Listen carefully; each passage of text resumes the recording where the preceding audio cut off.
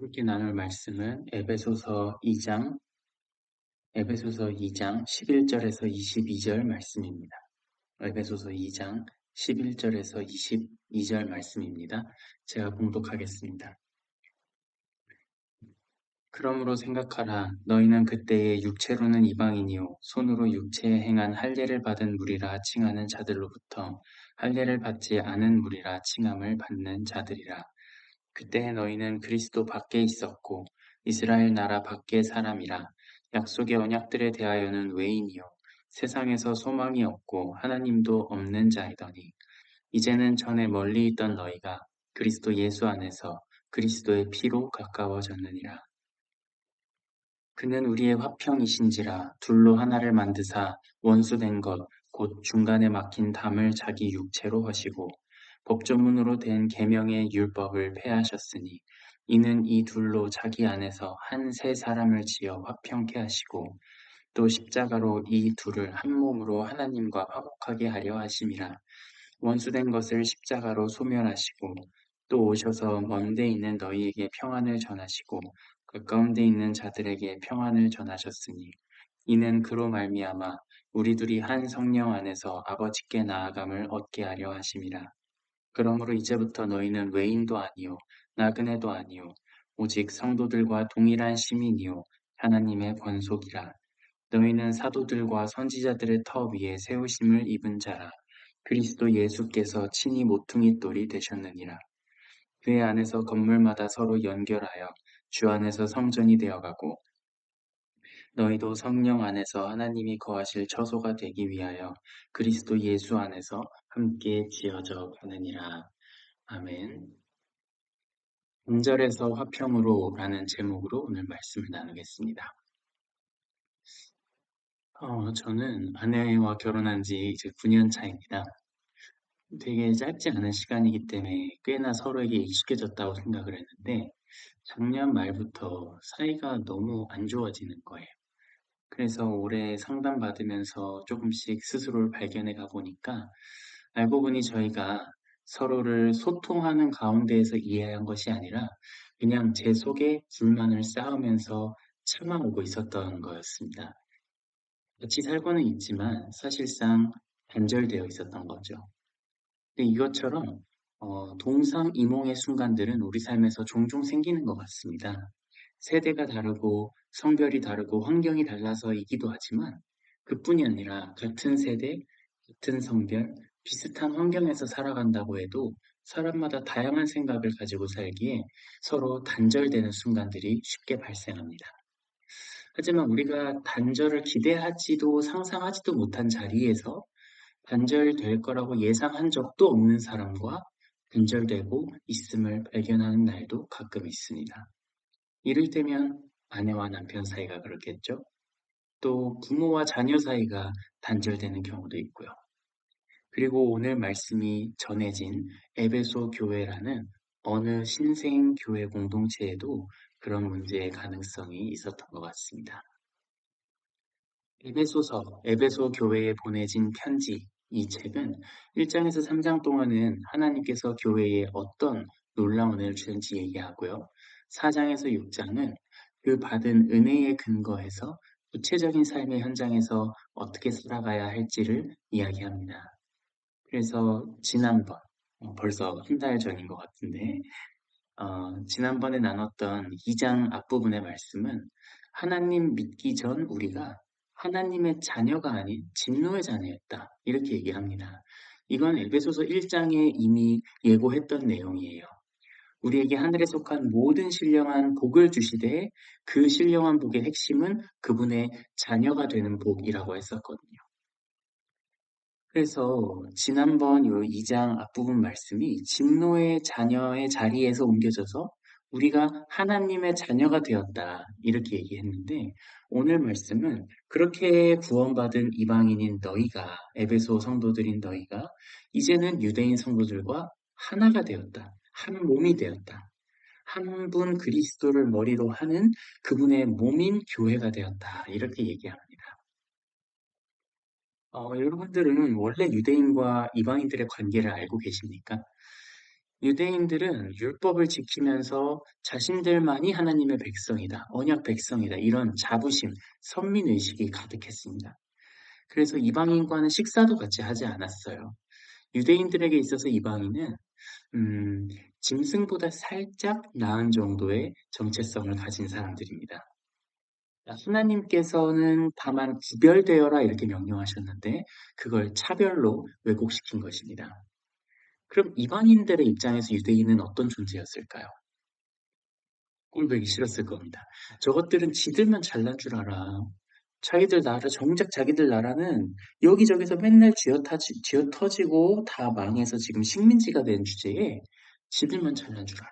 이렇게 생각했을 거예요. 심각한 단절입니다.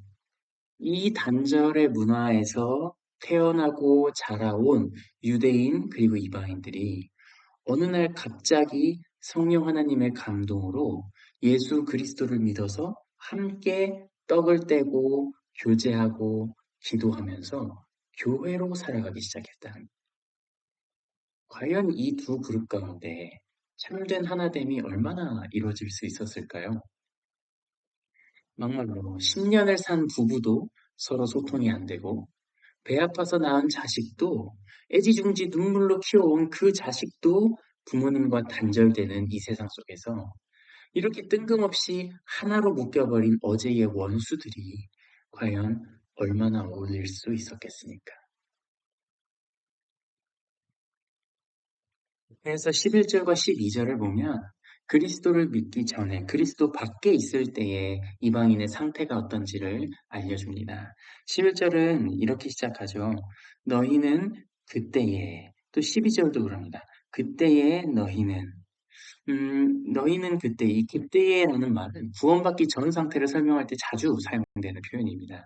그래서 11절을 보니까 그때의 너희는 육체로 이방인이요 손으로 육체에 행한 할례를 받은 무리라 칭하는 자들로부터 할례 받지 않은 무리라 칭함을 받았다.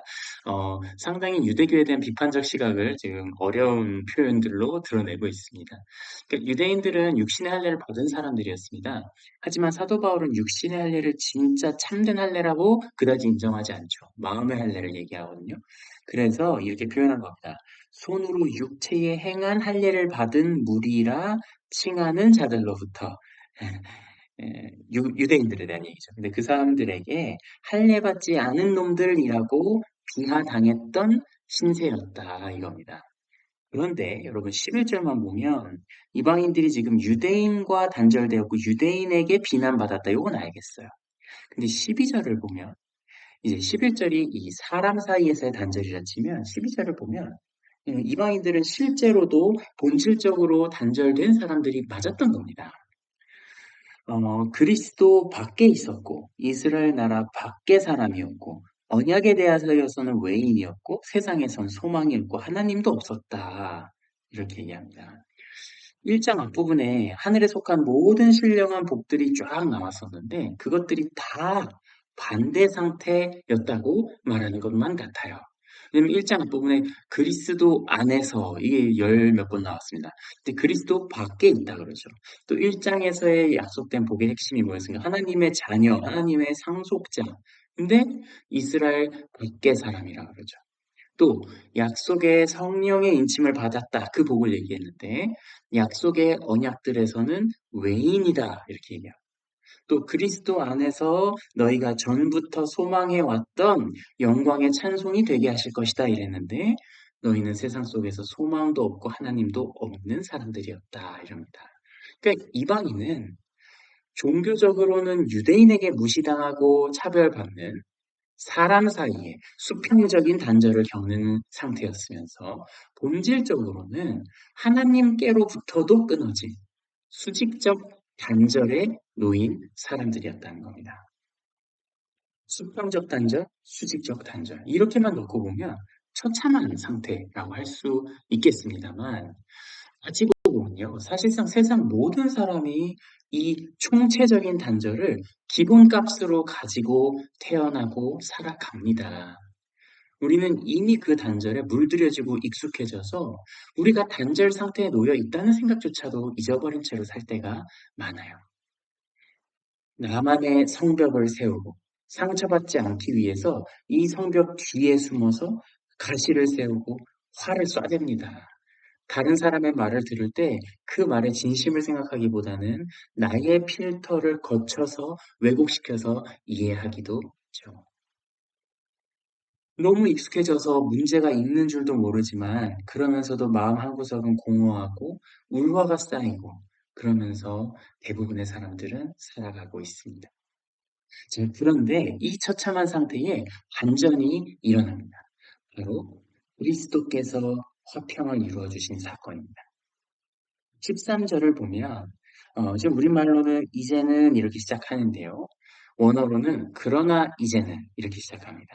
그러니까 아까 말씀드렸던 그때의 너희는 이게 구원받기 전 모습이라면 그러나 이제는이라는 표현은 하나님께서 시작하시는 반전을 소개할 때 전형적으로 사용되는 표현이죠. 그러나 이제는 전에 멀리 있던 너희가 그리스도 예수 안에서 그리스도의 피로 가까워졌느니라. 이 한마디가 오늘의 핵심을 요약합니다. 사람 사이에서는 유대인들과 단절돼 있었고 하나님과도 단절된 채로 살아가던 너희가 그리스도 안에서 그리스도의 피로 가까워지게 되었다. 좀 더 자세히 보겠습니다. 14절. 그는 우리의 화평이신지라. 그리스도께서 우리를 화평케 하심을 넘어서 화평 그 자체시라고 얘기합니다. 그분은 중보자시니까요. 끊어진 다리를 자신의 몸으로 이어주신 분이시니까요. 부활하신 예수님께서 제자들을 찾아와서 하신 첫 번째 말씀이 뭐였는지 기억하십니까? 너희에게 평안이 있을지어다. 제가 학교 다닐 때 헬라어 교수님이 항상 수업 시간에 들어오시면서 그렇게 인사를 하곤 했어요. 에이렌의 비민, 너희에게 평안이 있을지어다. 그 에이렌의 평안, 이것이 오늘 말씀의 화평입니다. 이 단어가 14절에서 17절까지 4번이나 나와요. 그는 우리의 화평이신지라. 또 15절, 한 세 사람을 지어 화평케 하시고, 또 17절, 먼데 있는 너희에게 평안을 전하시고, 가까운 데 있는 자들에게 평안을 전하시고, 다 에이레네라는 평안이란 단어입니다. 그러니까 14절과 15절은 지금 수평적인 화평을 이야기하고 있어요. 14절 뒷부분을 보시면 둘로 하나를 만드사 원수된 것 곧 중간에 막힌 담을 자기 육체로 허시고 마치 당시의 성전의 이미지를 연상시키는 표현입니다. 성전에는 이방인의 뜰이라는 자리가 있었어요. 하나님을 경외하는 사람들이지만 유대인이 아니기 때문에 할례받지 않았기 때문에 성전 안으론 들어갈 수 없어서 유대인들이 거기에 담을 세우고 너희는 여기까지만 하나님께 가까이 올 수 있다 하고 선포한 자리가 이방인의 뜰입니다. 막혀있는 담이 있었어요. 막혀있는 담, 그 차별의 담을 예수 그리스도께서 자신의 육체로 허물어내셨다는 이야기입니다. 15절도 사실 같은 이야기를 하죠. 법조문으로 된 계명의 율법을 폐하셨으니 예수 그리스도께서는 율법을 완성하러 오셨다 그랬는데 한 점도 허무지 않으시겠다 그랬는데 유대와 이방을 끊어놓는 그 형식들을 폐하심으로 그 담을 허무심으로 예수 그리스도께서는 오히려 율법을 완성하신 것 아니겠습니까? 14절과 15절이 이렇게 유대인과 이방인 사이의 수평적인 화평으로 만들어냈다면 16절과 17절은 이번에는 하나님과의 화평, 수직적인 화평에 대해서 이야기하고 있습니다. 14절, 15절 그리고 16, 17절은 병렬 구도로 되어 있어요. 14절, 15절에서 둘로 하나를 만드사 했던 것, 16, 17절에서는 십자가로 둘을 한 몸으로 하나님과 화목하게 하시고 그랬죠. 또 이방인과 유대의 원수된 것을 자기 육체로 허시고 했는데 또 16, 17절에서는 하나님께 대하여 원수된 것을 십자가로 소멸하시고 이렇게 표현합니다. 또 앞부분에서는 둘로 한 세 사람을 만들어 화평, 에이레네 가운데로 들어가게 하셨다 이랬는데 이제는 먼데 있는 너희에게 에이레네를 가까운 데 있는 유대인들에게도 에이레네를 이렇게 얘기합니다. 그러니까 요지는 이거예요. 11절과 12절에서 사도 바울은 에베소 교회에 이렇게 말했습니다. 여러분은 유대인들과의 관계에서도 단절돼 있었고 하나님과의 관계에서도 단절되어 있었습니다. 그런데 14절에서 17절까지를 통해서 이렇게 말하는 겁니다. 화평 그 자체이신 예수 그리스도께서 여러분이 유대인과 단절되었던 것을 자기 몸을 죽이심으로 화평케 하셨고, 여러분이 하나님과 단절되어 있던 것을 십자가에 달리심으로 평안케, 화평케 하셨습니다. 13절이 요약이 맞죠? 그러나 이제는 멀리 있던 너희가 그리스도 예수 안에서 그리스도의 피로 가까워졌느니라. 한 단어도 버릴 것이 없죠. 이 단락을 묵상하면서 저에겐 두 가지 교훈이 남았습니다. 첫 번째는 오직 그리스도만이 우리에게 참된 화평을 주실 수 있다는 겁니다. 그는 우리의 화평이신지라. 그리고 두 번째로 그리스도께서는 이미 그 화평을 우리에게 주셨다는 거예요. 설령 지금 이 순간 우리가 내 주변과 혹은 하나님과 화평을 누리지 못하고 있더라도 예수 그리스도께서는 이미 그 화평을 위해 필요한 모든 것을 이루어 두셨다는 겁니다. 우리가 만들어내야 억지로 흉내내야 되는 화평이 아니라 그분께서 이루신 화평을 구하면 된다는 소망이 제 안에 생기더라고요.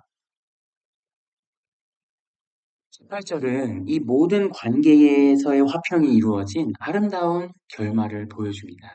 다른 말로 하면 모든 단절이 사라진 모습이라고 표현할 수도 있겠죠. 18절 한번 읽어볼게요. 이는 그로 말미암아 우리 둘이 한 성령 안에서 아버지께 나아감을 얻게 하려 하심이라.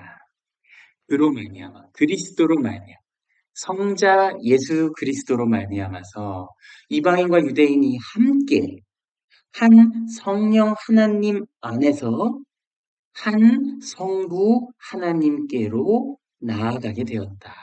삼위일체 하나님께서 이루신 화평의 모습입니다. 이것이 그리스도의 화평 혹은 그리스도라는 화평의 결론입니다. 삼위일체 하나님이 원인이 되시며 그분이 근거이시며 그분이 적용하시는 방법이 되셔서 우리로 하여금 하나가 되어 그분께로 나아오게 만드신다는 것. 오로지 은혜로만 가능한 화평이죠. 이제 마지막 단락을 한번 보겠습니다. 19절에서 22절은 그리스도의 화평의 결과로서의 교회, 그 큰 그림을 보여줍니다. 19절 그러므로 이제부터 너희는 외인도 아니요 나그네도 아니요 오직 성도들과 동일한 시민이요 하나님의 권속이다. 하나님의 가족이다. 로마에서는 출신 성분에 의해서 시민의 등급이 나눠지는 약간의 계급적 차별이 있었습니다. 약간이 아니죠. 대놓고 계급적 차별이 있었죠. 노예도 따로 있었고요. 하지만 하나님 나라에서는 어때요? 들어오기만 하면 모두가 1등 시민이 된다. 이렇게 이야기하는 겁니다. 사실 오늘에도 난민이라는 정치적 문제가 존재하지 않습니까? 그 논쟁이. 이렇게 한번 생각해 보십시오. 어떤 난민, 어느 나라의 어떤 환경에서 온 어떤 경제적인 여건을 가진 난민이든 상관하지 않겠다고 했다고 해봅시다. 어느 난민이든 원하기만 하면 시민의 자격을 주고 권리를 주고 심지어는 시민을 넘어서서 가족이다 이렇게 선포하는 셈이죠. 아마 이 세상에서는 구현되기 어렵지 않을까요? 하지만 하나님께서는 복음으로써 그것이 가능하다. 그것을 이미 이루셨다. 이렇게 말씀해 주시는 겁니다. 20절을 보니까 너희는 사도들과 선지자들의 터 위에 세우심을 입은 자라 그리스도 예수께서 친히 모퉁이돌이 되셨느니라 이렇게 얘기합니다. 모퉁이돌은 주춧돌입니다. 집안의 주춧돌, 반석이신 예수 그리스도. 근데 사도와 선지자들이 예수 그리스도라는 반석 위에 기초가 되었다는 거죠. 어, 사도들과 선지자들이 기초가 되고 진리이신 그리스도와 사도들의 그 전통 위에 오늘날의 교회가 세워져 왔다 이겁니다. 21절과 22절은 그분 안에서 건물마다 서로 연결되어서 주 안에서 성전이 되어가고 하나님께서 거하시기에 합당한 모습으로 지어져 갈 것이다 이렇게 얘기합니다. 근데 영어로 보면 또 느낌이 조금 더 은혜롭더라고요. In whom the whole building being joined together 이렇게 얘기합니다. 그러니까 in whom 그 안에서 그리스도 안에서 the whole building 전체 건축물이 서로 연결된 채로 지어져 간다. 그러니까 이거는 하나의 교회, 뭐 제가 섬기고 있는 예수양남 교회, 혹은 이채움 교회, 그 각 교회를 이야기할 뿐 아니라 각 신자들과 각 교회들이 모인 전체 교회에 대한, 우주 교회에 대한 이야기라고 생각할 수도 있겠습니다. 그리스도의 십자가 대속은 모든 단절을 없애시고 이방인을 유대인과 하나 되게 하시며 하나님과 화평하게 하셨습니다.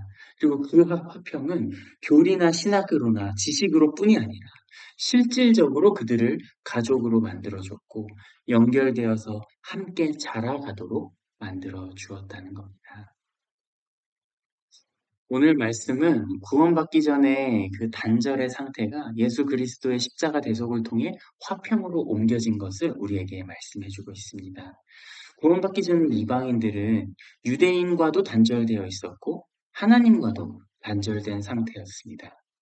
뭐 유대인과의 단절이야 그냥 사람이 차별하는구나, 그놈들이 차별한다 이렇게 생각하더라도 하나님과의 단절은 모든 진정한 소망에서 끊어지는 본질적인 단절을 의미했습니다. 근데 이 상황을 바꾸신 분은 하나님 자신이셨습니다. 아니, 하나님 밖에는 이걸 바꾸실 분이 없었다고 해야 맞겠죠. 그러나 이제는, 그러나 이제는 그리스도께서 유대인과 이방인의 원수된 것을, 하나님과 우리의 원수된 것을 자기 몸을 십자가에 다심으로 화평으로 바꾸어 주셨습니다. 그렇기 때문에 이제부터 우리는 하나님의 가족으로 온 교회가 서로 연결된 채로 하나님께서 거하시기 합당한 성전으로 공동체로 성숙해 가는 것입니다. 저는 오늘 말씀을 보면서 이미 우리에게 주신 화평이 있는 건 확실한데 우리가 그 화평을 어떻게 이뤄가야 하는가? 화평을 이루어내는 방식을 생각해 보게 됐습니다. 하나님께서 주신 화평은 사람 사이의 화평으로 뻗어가야 하고 그 화평을 이루는 방식이 결국 예수 그리스도의 방식, 다른 말로 하면 십자가의 방식일 거라는 건 우리 모두가 동의할 수 있을 겁니다. 그런데 저는 어, 되게 오랜 시간 동안 이 십자가의 방식이 무엇인가에 대해서 좀 착각했던 것 같아요. 저는 그게 무조건적인 양보와 희생이라고만 생각했었습니다. 특히 아내와의 관계에서 그 방식을 저는 실현하려고 노력을 많이 했습니다만 올해 와서야 제가 느끼고 있는 건 그 방식이 약간은 틀렸다는 거였어요. 왜냐하면 희생, 양보, 헌신 이런 단어들은 대단히 자발적이고 대단히 그 사랑의 마음에서 우러나오는 것들을 전제로 하고 있는데 저는 겉으로는 희생하고 양보하는 척을 하면서 속으로는 분노를 앙금처럼 쌓아왔기 때문입니다. 잘못됐죠. 이건 절대 십자가가 아니었어. 그러니까 자꾸만 울화가 쌓이고 화가 터지고 이런 일들이 있었던 겁니다.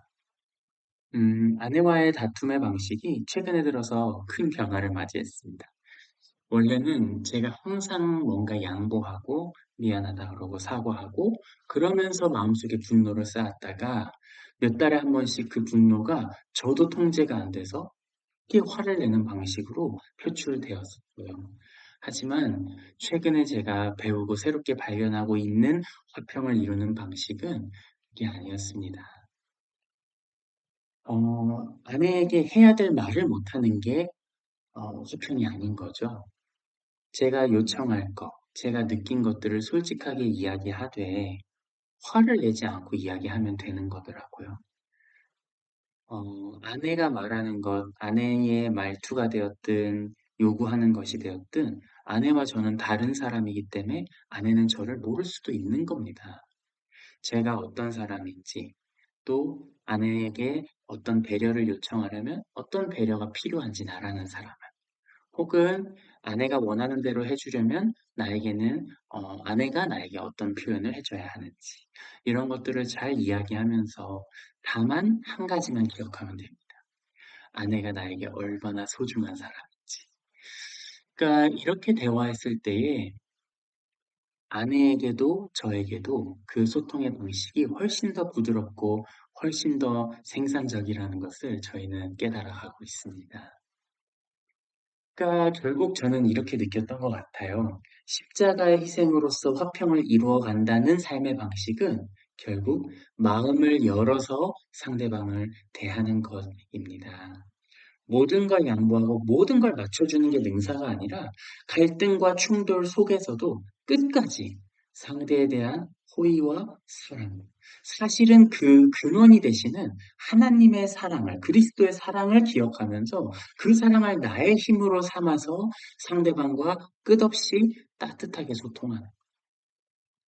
때로는 나의 양보할 수 없는 요청이 들어있을 수도 있고 상대방의 오해를 풀어줘야 할 때도 있을 겁니다. 하지만 내 분노나 불만이나 짜증이나 억울함이나 이런 감정들보다 상대를 향한 사랑의 마음이 나를 이끌어갈 때 주님께서 십자가에서 이루신 화평이 오늘 우리 가운데에도 그 빛을 드러내게 되리라고 믿습니다.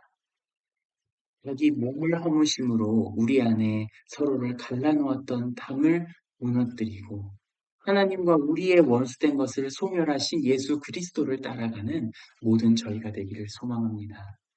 오늘 나에게 단절과 가시로 다가오는 나의 남편을, 아내를, 자녀를, 이웃을, 직장 동료들을 십자가를 지는 마음으로 마음을 열어서 오롯이 선의와 사랑으로 나아가는 여러분 되시기를 소망합니다.